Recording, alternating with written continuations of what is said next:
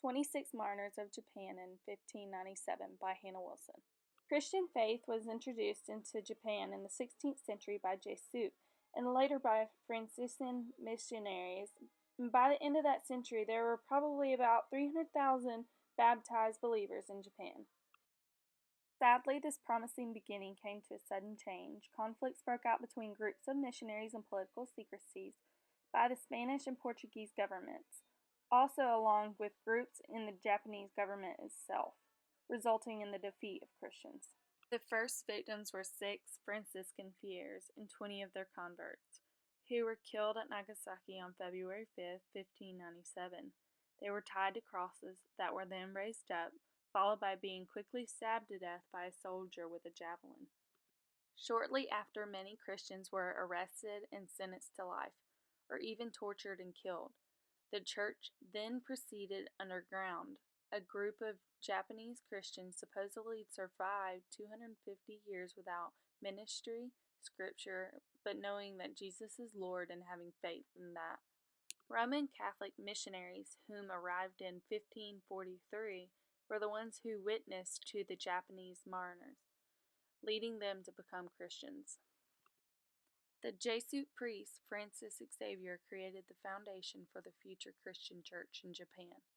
The first church was built in Kyoto in 1576. In 1587, the Christian faith was demanded to be banished by Shogun Hideyoshi, stating that the religions of Shinto and Buddhism were the only religions of Japan. Next thing happened. The dispute broke out, creating mayhem. One describes an incident of a young boy, the age of 12, to reject his faith, but he would not do so. Instead, he asked, "Where is my cross?" They had then pointed to it. The young boy went to it and embraced it. Regardless of the consequences, the Roman Catholic mission had continued to expand. But in 1614, Shogun had enough and destroyed churches, expelled foreign missionaries, and killed and tortured Japanese Christians. Therefore, Christians began to hide. According to most, this was their last attempt to living. The government then closed the country to Roman Catholic traders and also Christian missionaries, causing strict rules. If one were to come out and announce that they were Christian, they would be persecuted, but thankfully that had come to an end in 1854. The following images are pictures of the museum in tribute to those 26 martyrs, whom took their lives for Christ. Though those lives were lost, the people go there to witness and view items in history from such an extraordinary time.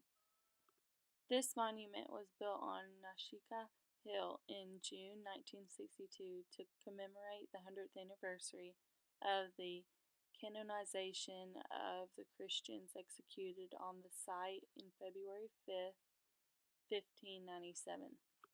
Recognizing a mixture of native Japanese Christians and European priests. 20 of them were Japanese, 4 were Spaniards, 1 was Mexican, and 1 was Indian. The main theme inherited in both the museum and the monument is, I quote, "the way to Nagasaki," symbolizing not only the physical walk to Nagasaki, but also the Christian spirit of the martyrs. The museum collection includes historical articles from Japan and Europe, as well as modern artistic work on the early Christian period in Japan. Arranged in 3 periods: the early Christian propagation, the Martyrdom, and the persistence of Christianity underground during the persecution.